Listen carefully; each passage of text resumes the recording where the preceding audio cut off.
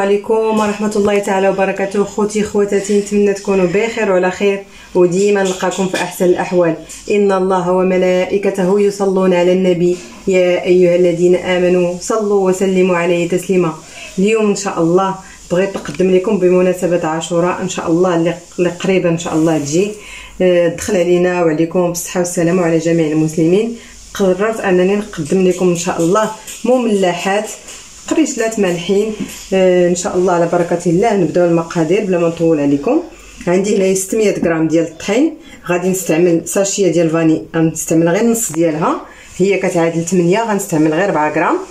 عندي هنايا المنسمات، انا استعملت ازير، غنحتاج 2 بيضات، غنحتاج بابريكا، غنحتاج غير الفلفل الاحمر الحلو، هنا غنحتاج الموطارد، غنحتاج البزار، الهريسه، غنحتاج 150 غرام ديال الزبده، يعني نص ديال الزبده. انا بغيت نستعمل هذه ديال لافريري.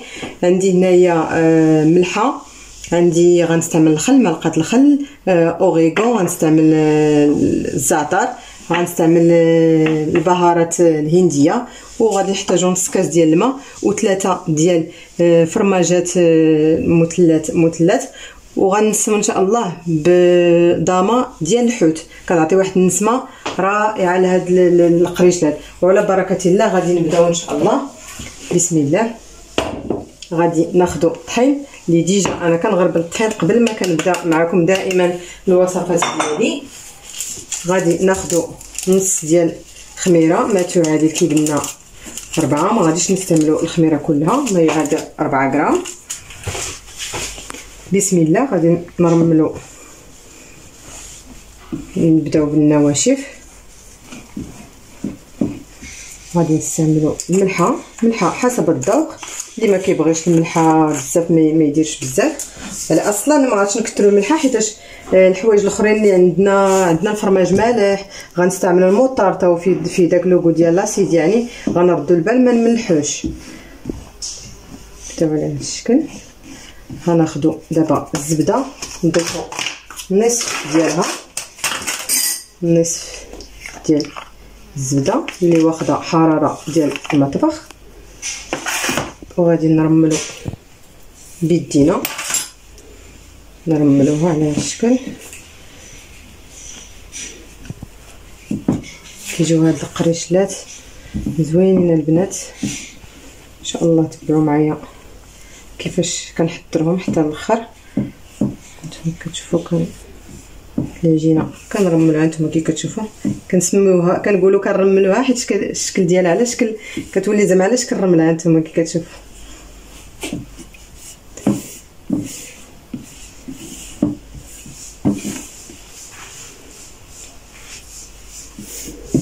نضيفوا دابا 3 ديال مثلثات ديال الفرماج، اي نوع بيتو. انا كنستعمل هذا المثلث، اختاروا اي فرماج متوفر عندكم، الا متوفر عندكم حتى المربع ماشي مشكل.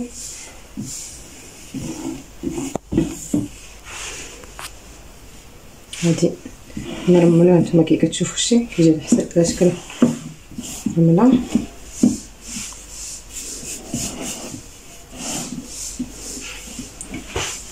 دابا غادي نضيفوا كنور ضامتي على حساب اي واحد اللي متوفر عنده، غير ديال الحوت كتجيب واحد المذاق زوين، كتعطي واحد المذاق زوين. نتوما تقدروا تستعملوا اي مذاق يكون كيعجبكم، تقدروا تستعملوا ديال الدجاج، غير هذه كتعطي واحد المذاق زوين. هاد المملحات ديالنا كتجي فيهم واحد البنه رائعه. نحاولوا باش تفرشت لينا ضامتي وندخلوها مزيان في هاد النواشف اللي عندنا ديال الطحين، الخميره، الزبده، الفرماج. دابا غادي نضيفوا لا موطارد، غندير انا معلقه ديال صغيره عامره بلا موطارد، وغادي نضيف قليل من البزار. هذا عندي البزار، الفلفل اللي بغى الفلفل الابيض يديروا، نمطو الفلفل الاسود يدير الفلفل الاسود. غادي ندير واحد شويه ديال ونسيمه ديال بهارات انديان. تقدروا ديروا بهارات ديال اللي عندكم ديال الحوت مزيان كيعطيو واحد النسمه رائعه لهاد القريشلات ديالنا. يدي من احسن شيء. غادي نستعمل دابا معلقه ديال الخل الابيض، كيهشو هاد العجينه، كيعطيو لنا المذاق زوين فيها. غادي ناخذ دابا الماء، غنبدا نضيف الماء غير بشويه. الا شفتوا راه مازال ما ضفتش الفلفل الاحمر والزعتر، حيت غادي نقسم العجين. هاد العجين غادي نخرج بها ان شاء الله 2 حتى 3 الاشكال، انا نشوف على حسب. بسم الله. ما حاولوا ما تكثروش الماء، غير تدريجيا بشويه بشويه، حيت باقي مازال غنضيفوا البيض باش ما تجيناش العجين جاريه.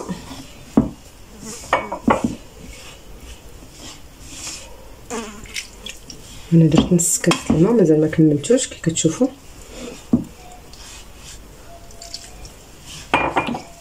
ما بغيتش العجين ديالي تجيني جاريه. انا نكمل نصف كاس، يعني كاس ديال العنبه عامر.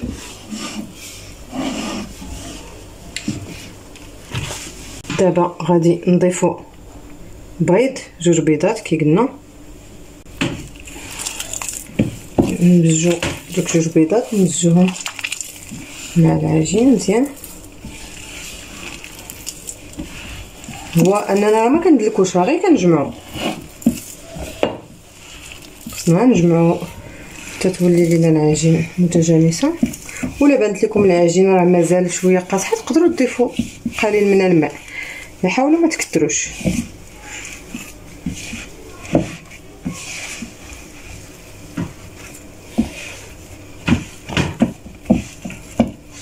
نتوما كي كتشوفوا انا مازال واحد شويه ناشفه، يعني على حسب الطحين. كاين الطحين اللي كيكون كيشرب.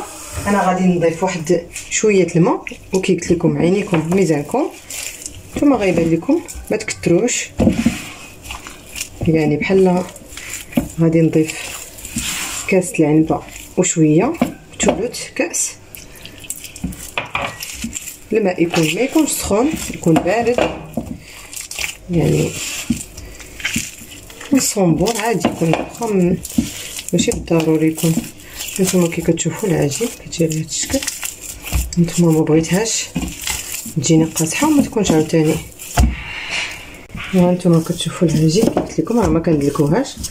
نتوما جمعتها، يعني دات ليا 600 غرام ديال الطحين، كاس وثلث ديال الماء ديال العنبه. وهانتوما العجين من بعد ما تجمعات غنقسموها دابا ل3، نقسموها ل3.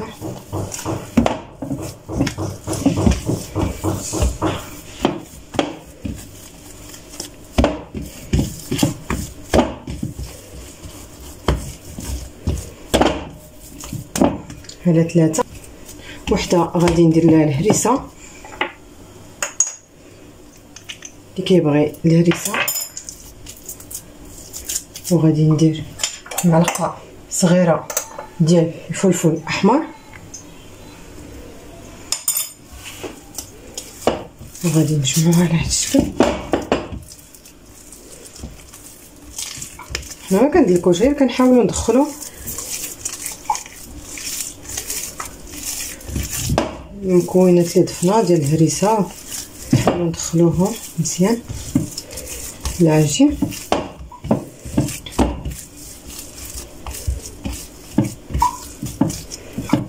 نضيف مزال شويه الحار، كاين اللي كيبغي يقطع الهريسه، كاين اللي ما كيبغيهاش. داكشي علاش فضلت انني ندير 3 ديال الاشكال، كل واحد يستمتع بالشكل العزيز عليه.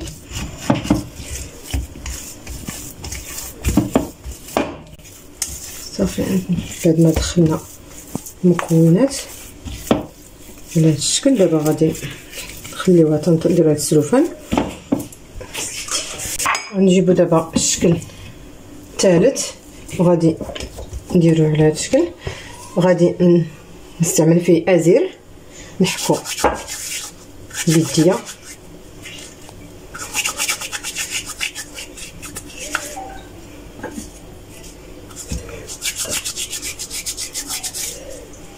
غيجي فيها ازير رائع، وغادي نضيف ليه الزعتر، كنبغي فيها الزعتر زايد.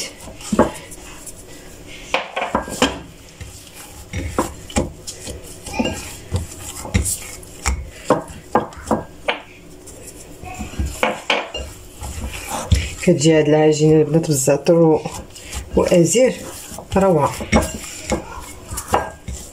ونحاولوا ندخلوا دوك المكونات العجين صافي، نشكلوها على شكل دويره هكا، وغادي نديروا ليها السلوفان باش غنخليوها ترتاح في الثلاجه مده نصف ساعه.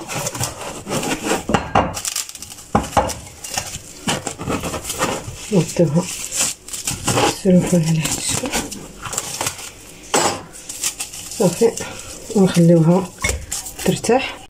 ودابا العجينه الثالثه، انني خديت الزيتون مقطع وغادي نضيف عليه واحد المعلقه صغيره ديال زيت الزيتون، وغادي نضيفو العجينه الثالثه.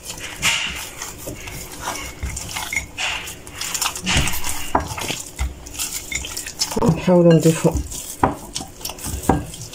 باش العجينه كلها يدخلها زيت الزيتون والزيتون الاسود. اش كندير لها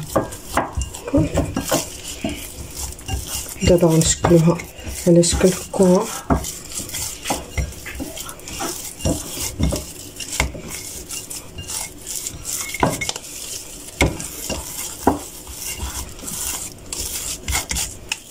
وغادي نديرو لها دابا السلوفان.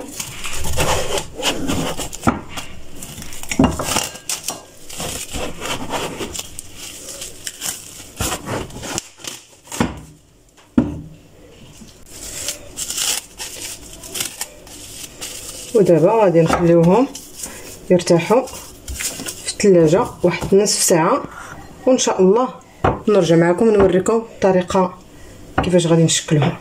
خليكم معي. وانتم البنات من بعد ما ارتاحت العجينه ديالي نص ساعه، انا دابا غادي نخدموها على بركه الله. غنوريكم طريقه العمل ديالها. بسم الله. غادي نحربلوها على هذا الشكل باش نقسموها. انا غادي نقسمها على 5،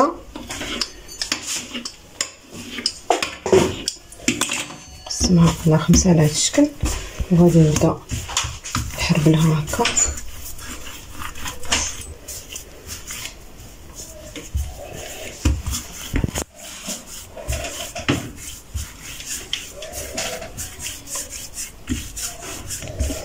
نحربلها على هذا الشكل، وغادي نجيب واحد حيتهم رقاقين شويه، وانتم حربلتهم على هذا الشكل صغار. غادي نجيب واحد بلاطو، نجيب بلاطو على هذا الشكل، وغادي نفرش ليه واحد البلاستيك على هذا الشكل. ودابا غادي نهزو دوك اللي حربلناها وغادي نديروها على هذا الشكل هنايا فوق البلاستيك الغذائي ديالنا.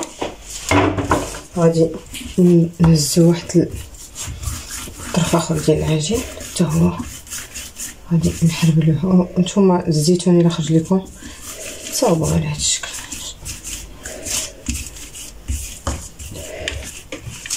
كنضيفهم على يكونوا صغار صافي، ونحطوها عاوتاني فوق بلاصه. نزيد نبقى شويه حيت انا بغيتهم يكونوا صغار. نتوما على هذا الشكل، وغادي نضيفو تاني بلاطو، ونبقاو غاديين على هذا الشكل تنساليو هاد الكونتيتي اللي عندنا ديال العجينه الاولى. هانتوما الشكل الاول من بعد ما حربلناه على هذا الشكل درناه فوق بلاستيكه. دابا غنديروه في المجمد حتى يتجمد، يشد لينا مزيان راسو قر، ماشي تخليوه كاع تيولي حجر، لا غير ملي يشد في راسو مزيان باش يجينا ساهل في التقطاع. ودابا غادي نمشيو للعجينه الثانيه اللي غادي نديروها في البلاستيك على هذا الشكل. وغادي نجيبو بلاستيك ثاني غادي نديرو فوقو، ونجيب واحد المدلك وغادي نبداو ندلكوها على هذا الشكل.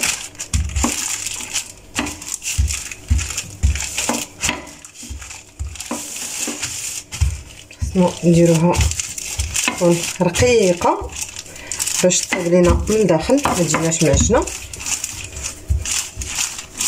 كتساعدنا بلاستيكه وحده فوق وحده، كتساعدنا باش نسرحو مزيان العجين وما تجيناش ما تلصقش لينا. نبقاو على هذا الشكل، كنبقاو على هذا الشكل هانتوما كتشوفوا.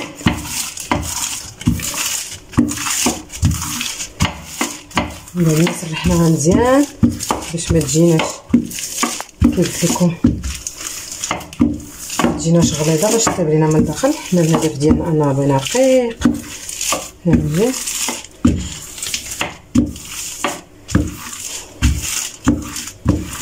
صافي بارك عليها. وهانتوما من بعد ما سرحناها مزيان دابا غادي نحيدو البلاستيكه الاولى، ودابا غادي نجيبو واحد على حساب كل واحد كيفاش بغى الشكل ديال التقطاع. انا غادي نقطعو على هذا الشكل وغنكمل كي قلت لكم على هذا الشكل.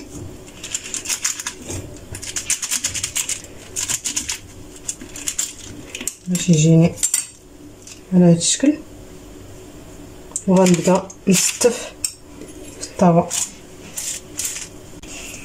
غنبقى نستمر على هذه الطريقه. كي قلت لكم كل وحده تستعمل الطابع اللي عندها اللي متوفر، ماشي بالضروري شي طابع معين اللي متوفر. نتوما كيجي على هذا الشكل. انا نكمل بهذه الطريقه.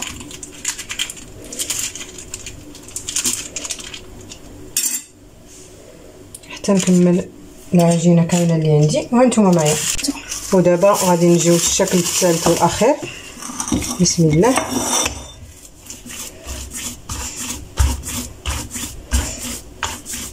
نقسمها حتى هي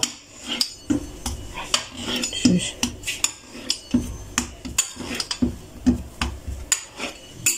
قسمتها على 6 وغادي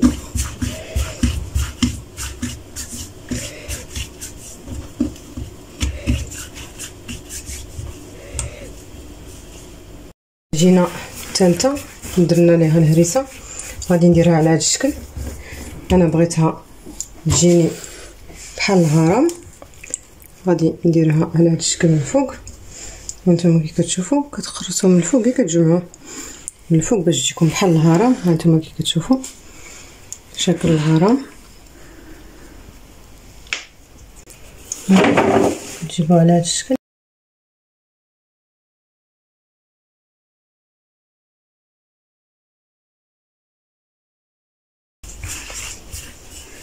نتوما كنخليوهم شويه غلاظ باش نديروا ليها شكل هرم. نتوما كنبقاو على هذا الشكل على شكل هرم. نقدو من هنا صافي نكملوا على هذا الشكل حتى نساليو البقيه ديال العجين. هانتوما شكلناهم على شكل هرم. غادي نثبتوهم مزيان وغادي ندخلوهم المجمد كي قلت لكم. ديجا دخلت العجينه الاولى والثانيه شد شويه في راسها. نتوما من بعد ما جمدوا لينا الحلابل ديالنا باش يجيونا ساهل التقطاع نقطعهم على الشكل اللي بغيتو. انا غنقطعهم على هذا الشكل هكا باش يجيونا. ديك الساعه نستفهم في اللاطه وندخلهم في الفران. كيفاش كيجمدوا كيجيونا ساهلين في التقطاع كيعاونونا. ونكمل على هذا الشكل صافي وندخلهم يطيبوا. نوريكم ان شاء الله الشكل النهائي. خليكم معنا. وها نتوما خوتي خواتاتي الشكل النهائي ديالنا ديال قريشلات مالحين ديال عاشوره. المهم غير قبلوا علينا، هذا هو الشكل النهائي. هادو هما ديال الزيتون وهادو هما الحارين وهادو هما اللي درتهم بالزعتر. المهم هذا هو الشكل النهائي ديالهم. تقدروا ديروهم كما بغيتو من بعد ما خرجتهم من المجمد كي قلت لكم. المهم قطعتهم، راه كل واحد عارف كيفاش كيقطع. صافي قطعتهم ودرتهم في الفران وطيبتهم، وهذا هو الشكل النهائي ديالهم. بصحتكم وراحتكم، وان شاء الله فيديو قادم ان شاء الله باذن الله. خليت لكم الراحه، في امان الله.